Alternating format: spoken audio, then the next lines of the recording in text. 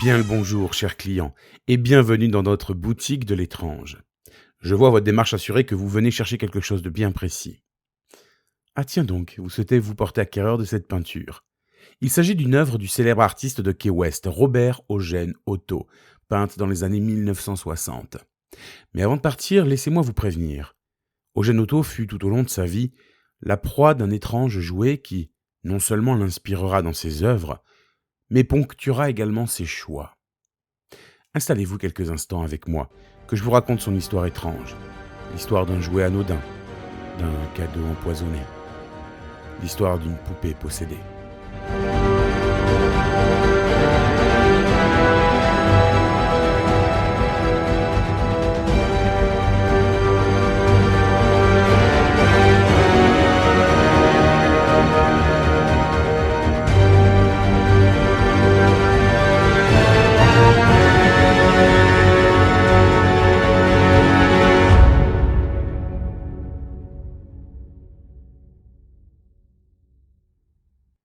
Imaginez une poupée du nom de Robert, différente des jouets habituels. Elle traîne une sombre réputation, prétendument habitée par des esprits maléfiques. Jadis propriétaire d'un peintre et écrivain de Key West en Floride, cette poupée lugubre est devenue une attraction incontournable pour les amateurs des phénomènes paranormaux. Elle repose désormais dans un musée, évoquant des frissons chez ceux qui osent s'aventurer dans son sillage. Robert, avec son regard fixe et son sourire dérangeant, persiste dans son existence, répandant une aura sinistre. Cette poupée a même inspiré le film à succès Chucky, où une poupée, possédée par l'âme d'un criminel, tombe entre les mains innocentes d'un jeune garçon, déchaînant le chaos. Pas de fioriture, pas de romantisme ici, juste une poupée étrange, un musée sombre, et des histoires qui glacent le sang. C'est le monde de Robert, où l'obscurité et le mystère s'entremêlent dans un récit qui va bien au-delà des simples jouets.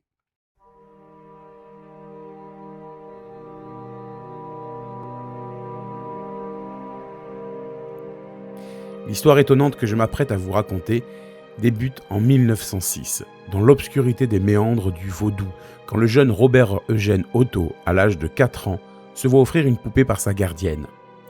Cette femme, originaire des Bahamas et pratiquant le vaudou, nourrissait une rancœur profonde envers la famille Otto, pour le traitement qu'elle estimait injuste. Dans un acte de vengeance, elle décida d'offrir ce présent empoisonné au jeune Robert Eugène. Imaginez une poupée d'une hauteur d'environ 1 mètre, confectionnée à partir de guenilles et de paille, arborant un visage qui évoquait étrangement celui d'un singe.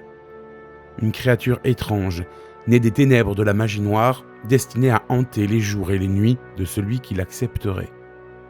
Ainsi naquit Robert, cet étrange jouet, témoin silencieux d'un pacte vaudou. Les sinistres fils de la destinée étaient tissés autour d'elle, et son influence maléfique allait bientôt se dévoiler dans la vie du jeune Eugène, laissant derrière elle une traînée de mystère et d'angoisse. Eugène fut captivé dès le premier regard par la poupée, un amour étrange qui le conduisit à lui attribuer son propre nom, Robert. Et de manière tout aussi étrange, le jeune Eugène devient Gêne, tandis que le nom de Robert se liait irrévocablement à la poupée. Une ressemblance troublante émanait entre eux, comme si le destin avait tissé des liens inquiétants entre le garçon et sa création macabre. Dès lors, une symbiose sinistre s'établit entre Eugène et Robert. Ils étaient inséparables, chaque jour scellant davantage leur lien. Quand les adultes blâmaient Eugène, et cela arrivait souvent, il répondait d'une voix mystérieuse que ce n'était pas lui, mais Robert, le coupable. Une étrange habitude qui prenait racine dans les profondeurs de leur étrange connexion, évoquant des murmures inquiétants dans l'ombre de leur vie entrelacée. Les jours s'écoulaient dans la demeure d'Eugène, où des conversations étranges se déroulaient entre le jeune garçon et sa poupée. Des discussions qui semblaient imprégnées d'une étrangeté indicible. Les parents perplexes écoutaient les réponses émanant de la poupée, attribuant ces échos à une simple altération de la voix par leur enfant. Cependant, un doute s'insinua progressivement dans leurs esprits. Par moments, une sensation étrange s'emparait d'eux, comme si la voix qui répondait était bien celle de Robert lui-même. Une voix profonde, mature, bien au-delà des modulations enfantines. Le mystère s'épaississait, car il prétendait avoir entendu à plusieurs reprises un rire émanant de la poupée. Des rires qui, à leur grande consternation, résonnaient dans l'obscurité de la nuit, ébranlant la quiétude de la maison.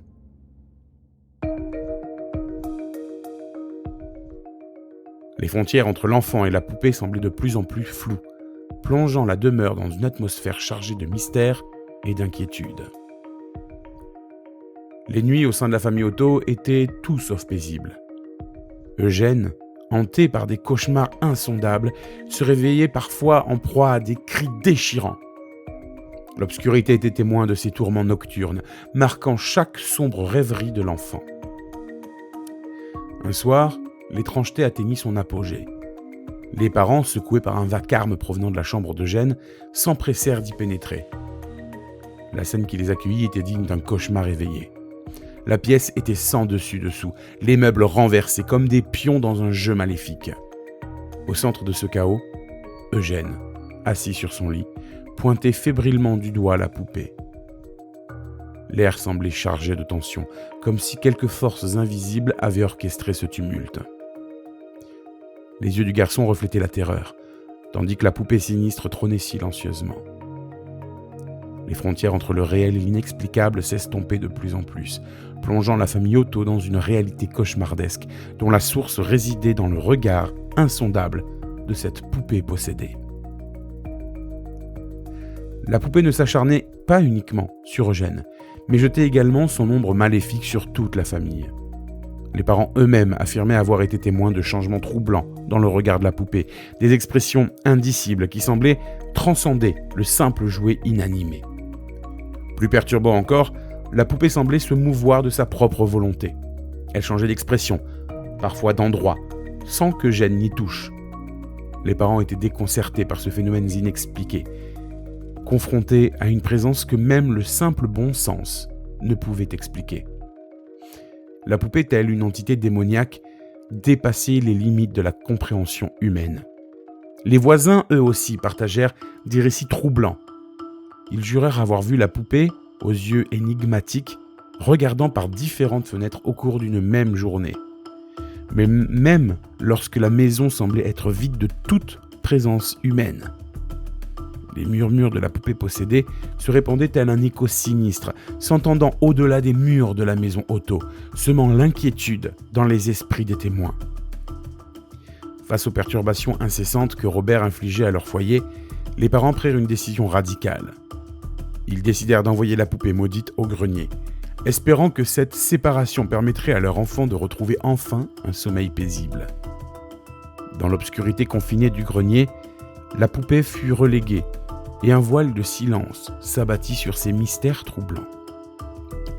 Ainsi, pendant plusieurs années, Robert demeura dans l'oubli, relégué à l'état de simple accessoire encombrant, comme un secret enfoui. Les événements perturbants liés à la poupée semblaient s'apaiser, laissant la famille Otto respirer un semblant de normalité. Cependant, dans le silence du grenier, l'ombre de Robert ne faisait que croître, attendant patiemment le moment opportun pour ressurgir et réveiller les démons du passé.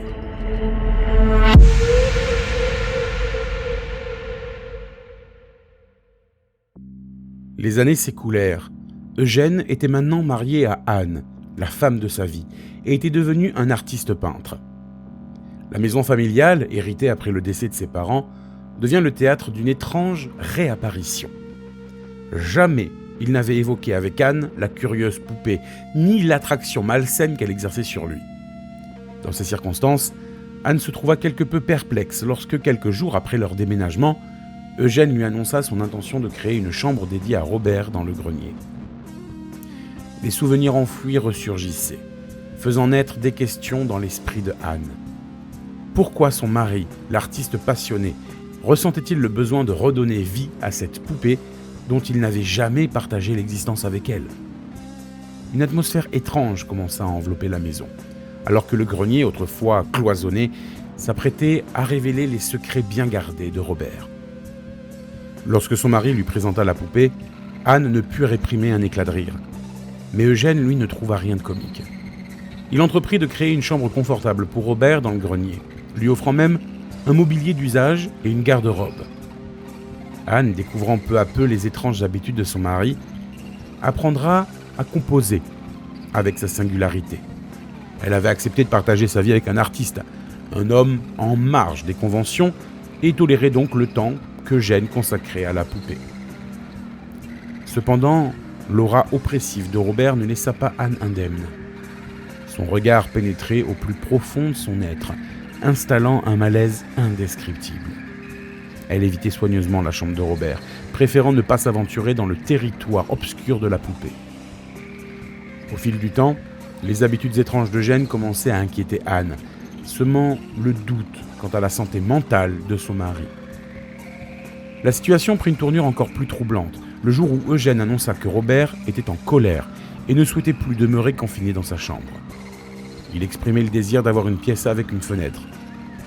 Ainsi, la poupée fut déplacée dans la chambre bien éclairée d'Eugène, où elle pouvait désormais observer la rue depuis sa sinistre posture. Les doutes d'Anne grandissaient, et le voile qui séparait la réalité de l'obscurité semblait s'amincir davantage.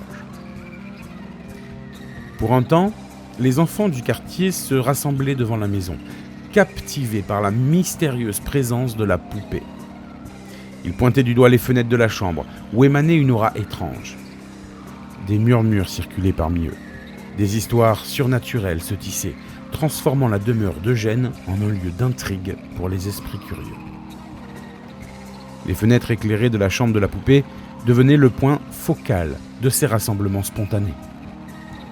Les enfants, mêlant fascination et crainte, se demandaient ce qui pouvait bien se passer derrière ces vitres. Et les rumeurs grandissaient, comme des ombres dansantes.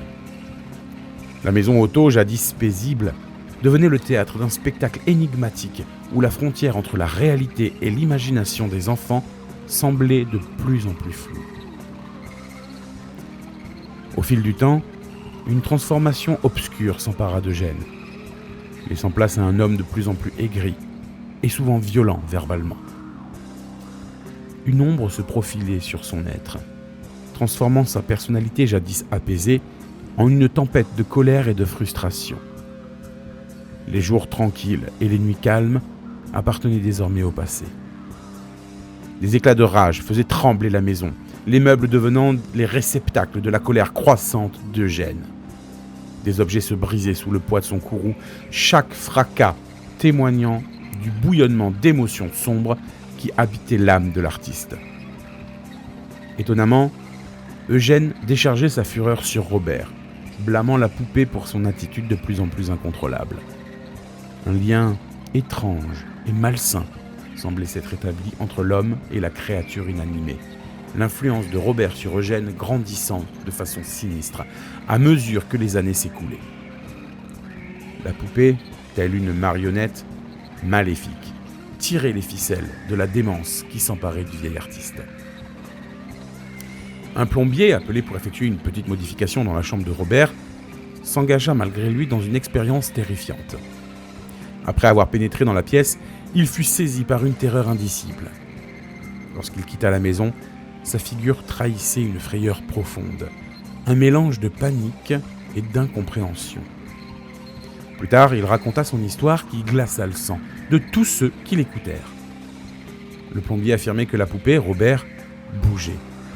Chaque fois qu'il sortait de la chambre pour récupérer ses outils, il avait l'étrange sensation que la poupée avait légèrement changé de position à son retour. Une fois, il découvrit que Robert s'était déplacé complètement à un autre endroit, et ce malgré sa conviction que personne n'avait touché la poupée. La peur s'empara de lui, une terreur irrationnelle qui le poussa à fuir la maison en abandonnant même ses outils derrière lui. Il jurait avoir entendu un rire démoniaque émanant de la poupée au moment précis de sa retraite précipitée. Les événements étranges autour de Robert semblaient prendre une ampleur nouvelle, emprisonnant chaque âme imprudente qui osait s'approcher de cette figure mystérieuse. De nombreux amis de la famille et autres visiteurs persistaient à affirmer que le regard de Robert pouvait se transformer au gré des circonstances, évoquant des expressions chargées de haine et de méchanceté à l'occasion. L'énigmatique poupée semblait capter et refléter les émotions de ceux qui croisaient son regard sinistre. Vers la fin de sa vie, Eugène succomba à la maladie, plongeant encore davantage dans l'aigreur et l'insulte envers sa femme. Une évolution troublante qui le conduisit à partager sa chambre avec la poupée. Les nuits d'Eugène se déroulaient aux côtés de cette figure énigmatique, empreinte d'une atmosphère chargée de mystère et de présence indéfinissable. Lorsque Eugène rendit son dernier souffle en 1974, Anne prit la décision de vendre la maison, laissant derrière elle les sombres souvenirs de Robert. Elle s'installa à Boston avec sa famille, espérant échapper aux ombres du passé qui semblaient hanter la demeure. La poupée toutefois demeura reléguée au grenier une nouvelle fois, tandis que de nouveaux occupants louaient la maison, ignorant peut-être le sinistre héritage qui persistait dans l'ombre.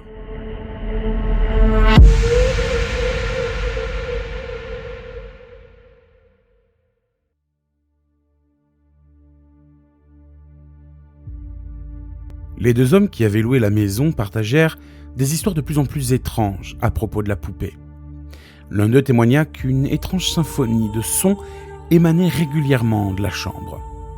Des rires dérangeants, des bruits de pas solitaires, et même le fracas de meubles semblant se cogner et résonner dans l'obscurité. Poussés par la curiosité, ils montèrent plusieurs fois au grenier, cherchant la source de ces perturbations. Ce fut là qu'ils firent une découverte des plus inquiétantes. La poupée semblait bouger d'elle-même. Au début, l'idée qu'ils se jouaient mutuellement des tours traversa leurs esprits. Cependant, à mesure qu'ils observaient attentivement, ils durent se rendre à l'évidence qu'il y avait un problème bien réel avec la poupée. Ses yeux semblaient scruter différentes directions, sa posture évoluait, et même la position de ses bras changeait sans intervention humaine. Déterminés à mettre un terme à cette expérience paranormale, ils décidèrent d'emballer la poupée dans une boîte en carton, espérant ainsi clore ce chapitre étrange de leur existence. À la mort du propriétaire, la maison changea de main et fut acquise par un nouvel arrivant qui avait des projets d'en faire une maison d'hôte. Lorsque les nouveaux propriétaires découvrirent Robert, une décision fut prise immédiatement. Quoi qu'il puisse être, ils ne voulaient pas de cette étrange créature dans leur demeure. Cependant, une tournure inattendue se produisit. On raconte que c'est la fille de 11 ans du couple qui retrouva Robert et décida de le garder. Ce qui commença comme une décision apparemment anodine, allait rapidement plonger la maison dans l'horreur. Il ne fallut que peu de temps avant que des cris déchirants ne retentissent dans la nuit. La jeune fille, dans un état de terreur extrême, affirmait que la poupée se mouvait d'elle-même et avait tenté de l'attaquer. Ces événements cauchemardesques la hanteront pendant des décennies. Même 30 ans plus tard, elle persiste à affirmer que cette poupée était maléfique, qu'elle avait tenté de la tuer. Les mystères entourant Robert semblaient insaisissables, résistant à l'épreuve du temps comme une présence maléfique persistante. Un homme prit donc la poupée et la garda chez lui pendant quelque temps. Cependant, Robert avait vieilli et était devenu fragile, incapable de dissimuler complètement son sinistre passé. Par conséquent, l'homme prit la décision de faire adopter la poupée par le musée de Key West Martello. Le musée, déjà dépositaire d'œuvres du célèbre peintre Robert Eugène Otto, devint le nouveau foyer de la poupée maudite. L'histoire étrange et mystérieuse de Robert se mêla ainsi aux trésors artistiques du peintre, transformant la poupée en une pièce singulière et troublante de l'héritage de Key West. Les croyances entourant la poupée perdurèrent, faisant de Robert le gardien spectral de l'histoire obscure de son créateur. Elle est désormais populaire sous le nom de Robert, la poupée hantée, et est devenue un élément incontournable pour les visiteurs fascinés par les histoires de fantômes dans cette région de Floride. On raconte qu'il est impératif de rester poli en présence de Robert et de lui demander la permission avant de prendre des photographies. De nombreuses histoires circulent, rapportant que ceux qui ont manqué de respect à la poupée ont connu des problèmes avec leurs appareils photo, voire que les caméras de l'endroit se sont souvent brisées mystérieusement. La poupée continue son périple, parcourant différentes expositions dédiées aux phénomènes paranormaux. Son aura inquiétante semble suivre chacun de ses déplacements, alimentant les légendes et les récits de ceux qui ont eu le courage de croiser le regard perçant de cette poupée chargée de mystère. Robert demeure ainsi un témoin silencieux des histoires hantées de Key West, éternellement lié à l'obscurité qui enveloppe son passé et à l'intrigue qu'il suscite auprès des esprits curieux. La maison d'Eugène et Anne Otto, aujourd'hui transformée en maison d'hôtes, demeure imprégnée d'une aura mystérieuse et serait sujette à des phénomènes paranormaux. Les résidents ont partagé des expériences troublantes, affirmant que les portes s'ouvraient ou se fermaient sans raison apparente. Certaines pièces chargées d'une atmosphère oppressante semblent être des témoins silencieux d'un passé mystique. L'histoire de cette demeure prend une tournure encore plus sinistre, avec des récits évoquant le fantôme d'une femme. Des résidents prétendent avoir aperçu cette silhouette spectrale, certains allant même jusqu'à capturer son image sur des photographies. La présence invisible semble errer dans les recoins de la maison, éveillant la curiosité et parfois la peur chez ceux qui osent explorer les mystères enfouis derrière les murs. Ainsi, la maison d'Eugène Otto continue de susciter des frissons et de nourrir les récits de ceux qui osent s'aventurer dans ces couloirs hantés, perpétuant ainsi l'héritage spectral qui semble persister longtemps après le départ de ses anciens résidents.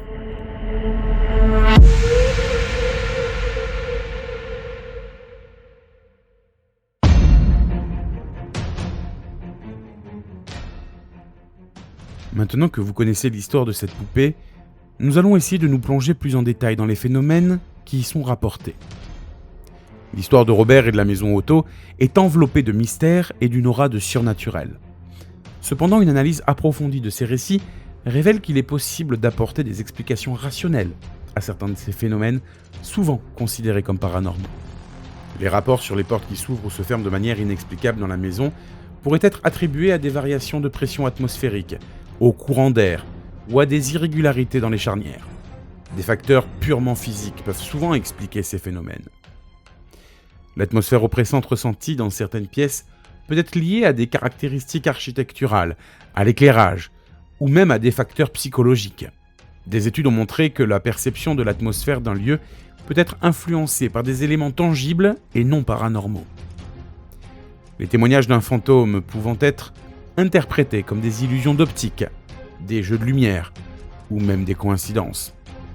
Les apparitions fantomatiques sont souvent expliquées par des phénomènes naturels, tels que des reflets ou des ombres projetées. Les rapports sur le déplacement de la poupée peuvent être attribués à des vibrations, des déformations structurelles, ou même des manipulations humaines. Les éléments environnementaux peuvent causer des mouvements imperceptibles, tandis que la perception du déplacement peut être exagérée. Les problèmes signalés avec les appareils photo peuvent résulter de défauts techniques, de dysfonctionnements électroniques ou de manipulations accidentelles.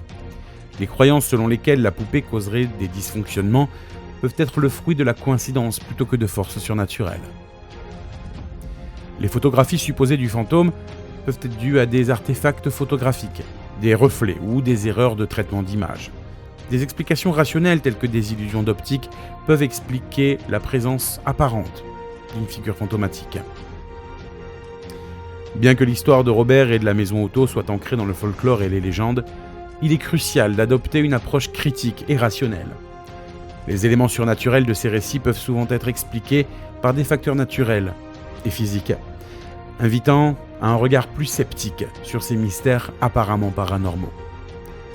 La fascination pour l'inexpliqué peut parfois nous éloigner des réponses rationnelles qui se cachent derrière les apparences mystérieuses. Il est important de noter que, bien que des explications rationnelles puissent être avancées pour certains phénomènes, chacun est libre de trouver la solution qui résonne le plus avec ses croyances personnelles. La richesse de ces histoires réside souvent dans la diversité des perspectives et des interprétations qu'elles suscitent. Je vous remercie pour l'achat de cette peinture. J'espère que celle-ci trouvera sa place chez vous et qu'elle ne renferme pas l'écho du passé. Car Robert Eugène Otto s'est peut-être inspiré de sa poupée pour peindre cette toile.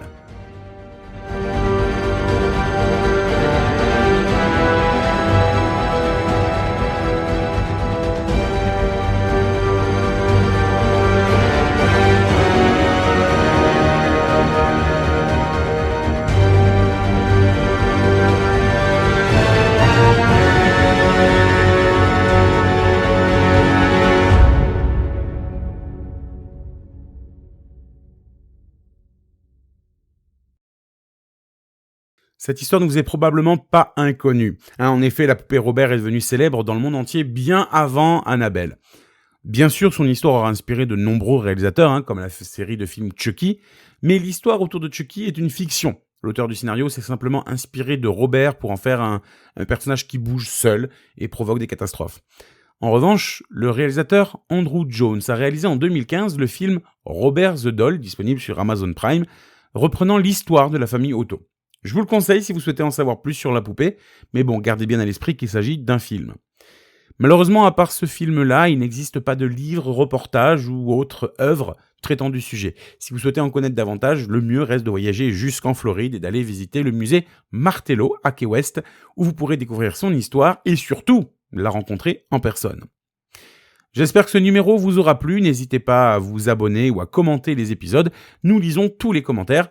De notre côté, on se retrouve le 10 février pour un épisode sur l'hôtel Stanley et le 17 février, vous retrouverez l'ensemble des membres du podcast pour une émission spéciale sur le couple Warren.